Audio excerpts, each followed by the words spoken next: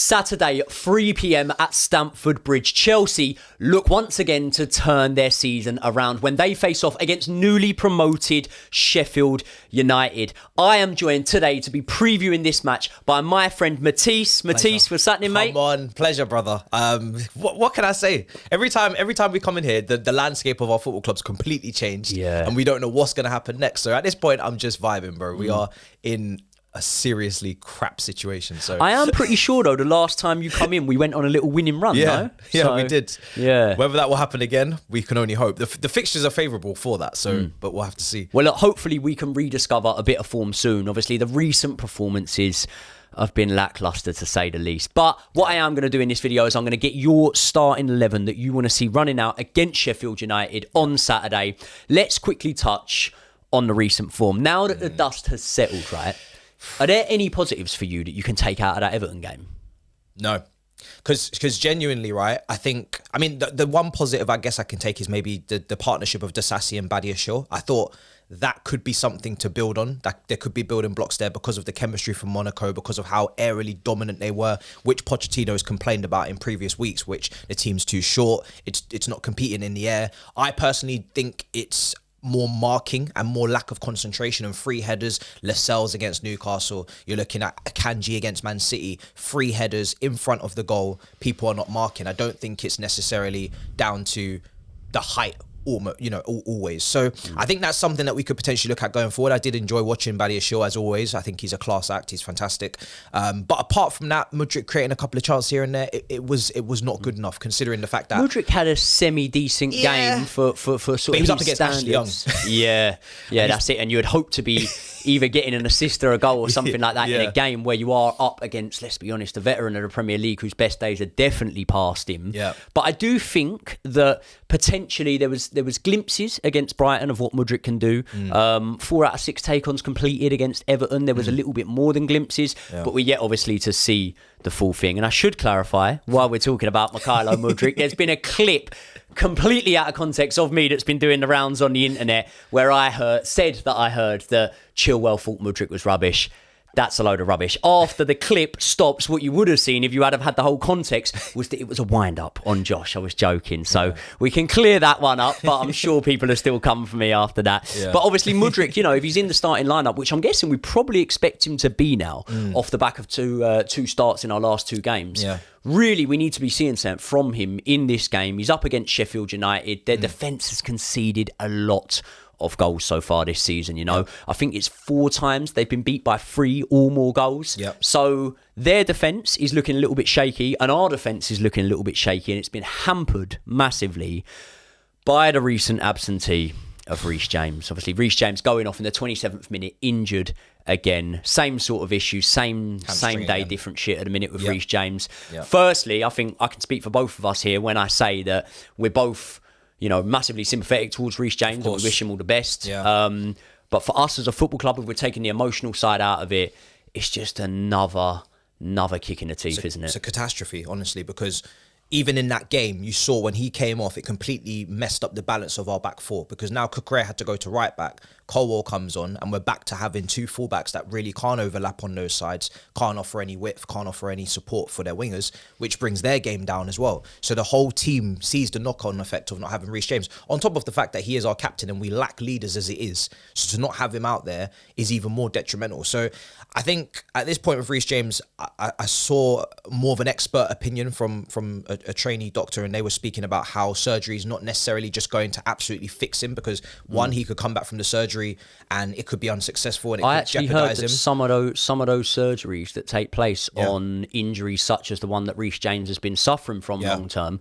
some guys don't even end up walking again properly, let alone playing football at the highest level. So I think that's why they've avoided it, because I mean, clearly they're experts. I've always said I'm not a doctor, I don't know. I was just starting to think, I've always just said, listen, whatever they do, we just have to leave it to them. Same with the Kante situation where he could never really recover as well. But I was almost starting to think, maybe we should just do the surgery, because, it's better to do something different than to keep doing the same thing over and over again and getting the same results. But if it could literally cripple him, and there's no guarantee, it fixes the problem and he doesn't get the issue again with the hamstring, then I guess what they're doing is all they can do. So we just have to understand that this is life.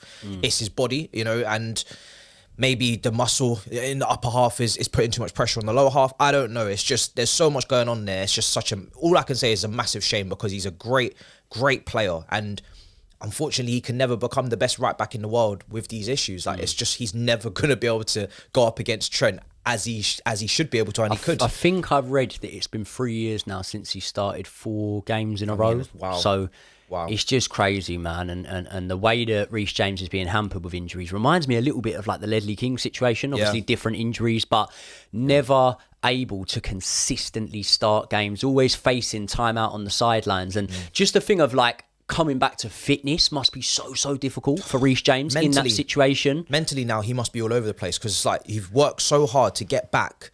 You know that the club are counting on you. You know you're an important player. You know that when you're at your best, you're a massive needle mover for this team, and you have to keep coming back from it. Mentally, I don't even know how he's continuing to soldier on through these setbacks. It's incredible. So yeah, absolute. It's a massive disappointment, man. And we know that obviously Gusto could potentially fill in. He's injured as well at the moment.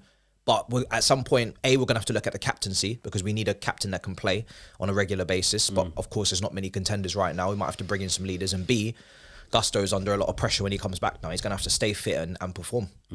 So when we speak about the captaincy there, obviously we were told at the time that Ben Chilwell would be vice captain and Thiago Silva would also be a vice captain. That would be our sort of core leadership team. But since then, we've obviously seen at times Conor Gallagher given the armband. I'm pretty sure against Brighton, Levi Colwell started as captain. So I think I've seen Enzo have it as well in a cup game as well. So who do you think is the standout so far that's ready to come in that role and be our captain moving forward? Because we know now we're not going to have Reece James back until at the absolute soonest, probably March. End of February, March sort of time. I don't even think we should see him until the next season. I think he should really fix that issue as best he can and just see it out. The season's almost dead the way we're going. In terms of captaincy, I don't trust any of them with it. Chilwell's injury prone, and I don't think he's captain material just yet. I don't think he's of that level. Definitely not Gallagher or Levi Colwell, because again, they're barely just putting themselves into the Chelsea team and trying to make a name for themselves, let alone leading the rest. They don't have the experience at the top level to do that. I think the only person that really is captain level and material is in this team is Thiago Silva. But obviously he doesn't speak English as well as he needs to, in Poch's opinion, which is why he's gone with all of the English lads.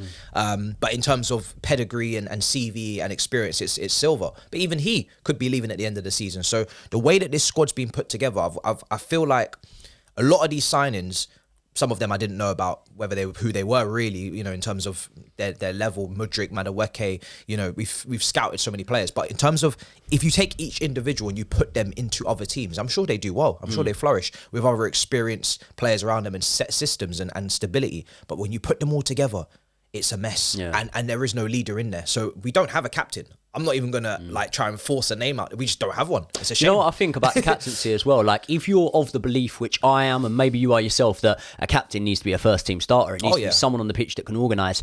There is a little bit of uncertainty around Thiago Silva's position in that team at the moment. Obviously, look, we conceded 2 goals against Everton, but I do think we still look poor regardless. But defensively, we looked a little bit better than the match against Man United. And I think that sometimes, you know, every great team needs to accept that those pivotal leadership figures at some point, and those older heads in there, will eventually have to move on at some time, purely due to their age. And when you look at the way that Thiago Silva's playing, you know, Rafael Varane, he's about 31 or something. Thiago Silva, when he's playing, looks younger than Varane. You know, Thiago Silva has been playing so far behind his years for so long that I think it creeps up on us now, and we really don't realise that next year he's 40. He's 40 and he can't keep on going. So I think the captaincy for me should go to Conor Gallagher in this time. But more importantly than the leader on the pitch, the leader off the pitch, Mauricio Pochettino. So far, 16 Premier League games in charge of Chelsea, 5 wins, 4 draws, 7 losses. What do you make to Poch's start at Chelsea? It's poor. It's not good enough. It's underwhelming. And especially because I rate him. You know, I really rated him coming in. I thought, you know, this is the manager to bridge the gap between where we are now and maybe getting Champions League football. And then, of course, if it becomes a situation where we need an elite level manager to win titles and Champions League, that's a different conversation, no problem. Never said he'd be able to do that. But at the bare minimum, I thought he's going to be able to put us in a strong European place because of what he's done in his career so far and his track record with young players. But I do sympathise with the injuries. I think it's very difficult to build something when you've got this many players in, out the team, to build chemistry, to build cohesion, to build a serious foundation. However, I do also look at him and think you still should be getting more out of this team. Like, this team is not a bottom half of the table team. You should at least be mixing it with the West Hams, the Brightons, the Newcastles until you get your team back. And to be honest, with our track record medically, you can't even say we're going to get our team back, because just as we think Nkunku and Lavia are coming back, Reece James is gone, and Sanchez is now injured as well, right, from the game previous. So there is no Chelsea team to get back. You just have to deal with what you've got. And I think when I'm looking at Enzo not playing to his level, Caicedo not playing to his level, I'm starting to think, come on. You know, these players are, you know, I know they don't come with abundance of experience, but they're certified. You can see they can play. If you look at these players, they would have gone to Arsenal's, they would have gone to Liverpool's, you know, Enzo would have fit like a shoe at City, you know, next to Rodri. I could definitely picture it. So I don't really feel like he's getting the best out of his players right now, and I don't really feel like we look like a team. You know, if he was creating an abundance of chances and just missing them, then I'd say, okay, he's coaching a win. But we look awful. We look like we're getting worse. We don't defend well. We don't do anything well. We're regressing massively. Yeah. Like, I think that's a genuine point that we have to put our finger on there, because we were speaking at the start of the season about the XG being really high, and eventually these chances are going to start converting themselves, and we're going to propel ourselves up the league. But actually, you look at the ways we're getting beat now, we're actually getting beat in different ways than we were at the start of the season. Yeah. And that's the real worrying thing about this. And for me, I mean, the Manchester City game, that was a crazy one, but that's probably the one decent performance that I can say I've seen, including the Spurs game and including a lot of these games recently. That's the one decent one, especially the Brighton game. You know, we were flattered on the scoreline, I should say, in that Brighton game, because we didn't play at all well. Yeah. But even in the Man City one, we still conceded 4 goals. Mm-hmm. So I think big adjustments are needed. But I do think that the questions around Pochettino's job are definitely too soon, because you know, we saw a lot of managers go through hard spells. Probably most famously, Alex Ferguson came very close within a couple of games, apparently, of losing his job at his time at Man United, and obviously look what he went on to do. Unai Emery was a man that did lose his job during his time at Arsenal, and now look at what he's gone on to do. Yeah. So I do think that the level we're at now and where we are, what sort of managerial market we're shopping in, we've got a good man for the job. We need to give him time, and although it might be a head scratcher to some people thinking, hold on, you spent $1 billion, you got the players there to work with. There's no denying that we have got £1 billion worth of players there, whether you rate them at that or not, that's a different question. But we haven't got the profile of player. Like you just said there, you made a comparison, right? You said Enzo next to a Rodri. We haven't got a Rodri. We haven't got that sort of overruling powerhouse in midfield that can steady the ship for us. So I think that if he is afforded the luxury of being able to go out and sign 1 or 2 players in January, then at least by March, we're going to have a much fairer assessment on where this team's going under the stewardship of Mauricio Pochettino. Do you know what it is for me, though? It's slightly embarrassing for me to think that we have to go into the market again, because we've just spent so much money and we brought in so many players. The thought of having to go back into the market to solve our problems just makes me almost unwell, because I'm like, how can we not have these things after spending this amount of money? Like, this is 5 Mbappes. This is how much money we've spent. We've bought 10 100 million pound players, and that's a whole 11 basically, and we're still talking about we don't have a 6 type profile, we don't have a top striker. Now, in terms of the midfield, I feel like we might not have that 6 profile, but I still believe the composition of players we have, we should be playing better than we do, and we should be controlling games better than we are. You look at Liverpool, they don't necessarily have this 6, right? But they still manage to get through. There's so many teams that don't have every single thing that they need in terms of complete players in every position. They still manage to play their game and still manage to look good. I think there's enough talent in this team for us to kick on and to at least be in European places, especially with 1 game a week as well. So you look at Leslie Okochoku, he's got a bit of height to him. Obviously, he's very young, no experience. He's going to have to be coached. We've signed Andre Santos, he's at Forest. Cardi Chukwuemeka, there's so many midfielders already there on top of the starters that we already know. It looks incredibly reckless from the board to then have to put more on top of this, and then what are you going to do with those players? Is height realistically the issue, though, or is height a factor that you can put it down to and soften the blow? Because you know that a player can't do anything about their height, but they can do something about their performance. Yeah. So that's the only thing I would say there, because, you know, you say, for example, Conor Gallagher doesn't fit the height profile. He's average height for a Premier League footballer, so I'm not too sure on that one. What I am sure on is that in Sheffield United, we are going to be facing a team that are going to be riled up from their victory over Brentford. It was a hard-fought 1-0 win, but a win that have been far and few between for these guys this season. And in Chris Wilder, having him back, they've got a man that some of the team will be familiar with. Us as Premier League fans will be familiar with. Obviously, you got that. Was it a 9th place finish you got with Sheffield United? He battered us. Do you remember at Bramall Lane? I think it was 3-0. Yeah. That underlapping centre back in a 3 nonsense. It was mad. And the problem we're going to have here is Sheffield United will know exactly what to do against Chelsea at Stamford Bridge. They will rock up. They will sit in a low block. They'll defend for their lives, maybe even ride their luck at times. But ultimately, they'll look to catch us on the counter or they'll look to catch us from a set piece. So at least one opportunity we've got here, although it may be daunting because we know how many times that has been the story of our season so far. The one opportunity we've got here is to right a few wrongs, isn't it? And go out there and let Sheffield United play us in that way and still come away with 3 points. Yeah. What would be your starting 11 to go and get those 3 points? Well, Sanchez is injured. Yeah, Petrovic in goal then. Has to start. Just could be a good thing though, man. Like, we could see something. I hope we do, because we took a big risk with signing, Petrovic as the backup keeper, and obviously Sanchez is for me not even a number one level for Chelsea if we're talking about what we've had previously, Courtois, Czech. So Petrovic, you're gonna have to stand tall, literally. I mean, hopefully he has a good game. A clean sheet would do a greatness for his for his confidence. Right back, there's no Gusto, there's no James. For me, all you can look to is potentially playing either Caicedo or Cucurella. Now, I would lean more towards Cucurella because I've seen him at right back before, and I think he's, against Fulham away, did a job, and he just, steady Eddie in that position. I'd stick with Badiashile and Disasi as a partnership. I'd still leave Silva out. I want to see that developed. And at left back, I know he's going to be sold in January, but we need to win this game. We need some attacking options going forward. We've already sacrificed one fullback position. I'm not doing another. Ian Maatsen at left back. I think if Ian Maatsen doesn't get an appearance in this game, it pretty much shows that the writing's on the wall, and no matter what he does, he's not going to be fancied, because when we're at that much of a shortage when it comes to the fullback department, and you're right, because we're going to have to play Cucurella there realistically, because you can't really drop Caicedo in there, because then who do you put in the midfield? Exactly. That's the real question. Maybe we push Conor Gallagher a little bit further back and have Cole Palmer in the 10 again, so it can happen. Then you're moving a lot of pieces then, isn't it? Yeah. And it's not something that we've seen experimented with so far this season, whereas we have seen Axel Disasi at right back, we have seen Cucurella at right back, and for my money, put in decent-ish performances, so we're going to have to hope for another one of those performances from him. What about your midfield? In midfield, it'll be Enzo and Caicedo again. I think that's all we have really at this point. I hope Leslie Okachuku can come back soon. People just seem to be dropping like flies in terms of injuries.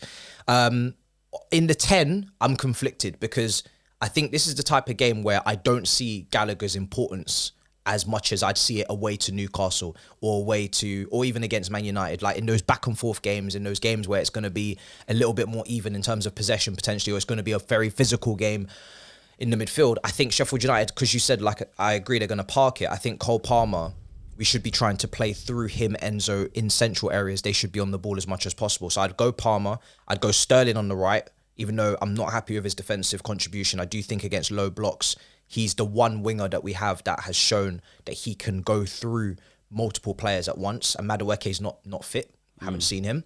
Mudryk will play on the left. And up front, toss a coin at this point. I mean, Broja, he was not good against Everton. He was really leggy. He ain't been great any time he's come on. No, he's so really far, leggy, and it's like he's in quicksand. So I'm not seeing the same Broja. I think because he's more of a transitional striker and he wants to run in behind, probably not going to get the space. I'll probably go lean towards Jackson again. But out of Jackson, Broja and Washington, who do you think's got the best chance of getting us a goal? It's anyone's. I think Washington's been banging him in for the under-21. I haven't seen Washington once. That's the thing. I'm not Washington's not made one appearance. We've had Wimbledon. We've had Blackburn in the cup. We've had chances to play Petrovic and give him minutes. Play Washington. We've not done that. So Washington, I can't even judge. But he's maybe like a player that you just don't know what you're going to get. So it could be like a situation where you just play him just to kind of get a surprise. But at this current moment, for a goal, I'd have to go Jackson, because he's the only one that scored in the league. Yeah. But I do think Broja's got a better striking technique. So looking in to my crystal ball, in fact, it's not my crystal ball, because I very much hope this doesn't happen. And I've got somewhat of a confidence, although it is being beaten out of me game by game. If you were a betting man, in fact, if you were a bookmaker, if you were going to give me a percentage, if we fail, because the next week is pivotal for us, if we fail to beat Sheffield United at home on Saturday, and it then rolls through into Tuesday night against Newcastle, and we go out of the League Cup to Newcastle, What percentage chance would you say there is that Mauricio Pochettino loses his job? I'd say a strong 78%. Really? Chance. That's high. It's high. And the reason why I think that is because I think the board would be under so much pressure, and they've already shown that when they're put under pressure from this fan base and when the optics on social media are not good, they do cave in and they do make a change. They've made more sackings in their time period than Roman would have ever done in this same time period. Roman didn't go through 4 managers in 2 years. It just didn't happen. He went through maybe a manager a year at best. Most of the time it was maybe every 18 months or 2 years, which is still staggering. These lot have absolutely smashed it out the water. So smashed out the park. So yeah, I think they would crumble at that point. I really do. Because the pressure from the fan base, they already didn't really like him coming in, ex-Spurs guy. He's not necessarily making a connection with the fans in terms of after games, going to the crowd and whatnot, those little intangibles that people care about. So, and we're not playing well, and we continuously look like we're getting worse, and we keep losing. Sheffield United at home is like a must-win. Forget Newcastle. Yeah. If you don't beat Sheffield United at home, you are in serious trouble. Serious trouble. Newcastle beat them 8-0 away. Arsenal beat them 5-0, didn't they? We need to be putting some goals past Sheffield United, and it could be a perfect springboard to gain confidence. Could be a match that once again just massively knocks our confidence. So we'll have to wait and see with that one. I would like Mauricio Pochettino to be given till the end of the season, because I think now the season's over, and I think that, okay, maybe now we can build, and maybe no one would be able to come into this project at the moment where it stands and be able to get things right straight away. So there could be a chance that Pochettino's the man to get it, and maybe he's taking a little bit longer than we were hopefully anticipating he would. But I'd like to see him carry on if we find ourselves... What would be your breaking point? I have to ask. Because I would love... I need him to stay. I put the petition out for him to join. But if you look at this little run of games we've got now, right? We've got a very winnable run of games, haven't we? I think our next few in the league, if I have a little look now, right? Favourable fixtures, for sure. Very, very favourable fixtures. I mean, we've got Sheffield United, Wolves, Crystal Palace, Luton. So... if, let's say, for example, we were to come through that run and only pick up 1 win in those 5 games, if you include Everton, then of course there's going to be a point when I'm scratching my head and thinking, I know this is a big job, but are you big enough for this job? But in the meantime, I'm very, very reluctant to get on the sort of Poch-out train, because I do genuinely think that the board have to answer to so much more than Pochettino does. I agree. Could Pochettino be doing better? 100 million% he could be doing better. You look at the likes of Unai Emery and Eddie Howe, and you sort of hold a mirror up to what we're doing in comparison to what they're doing and think, hold on. But the proof's in the pudding. These lot came into way more stable clubs than Chelsea are at the moment, because we all know Chelsea are a roller coaster of the club at the best of times at the moment. So I would like to back Poch. We very much need to see something this weekend. Let's have a score prediction for this match from you. If I don't predict a win, then I don't even believe that he's capable of sitting in that chair. So I have to obviously predict a win. Not saying it's going to be pretty. I'll go a 2-1 Chelsea win.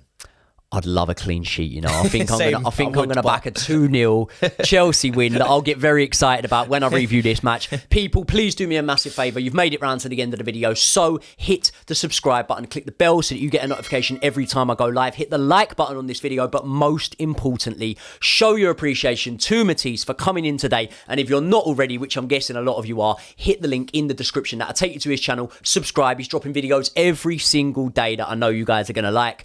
I will see you all in the next one.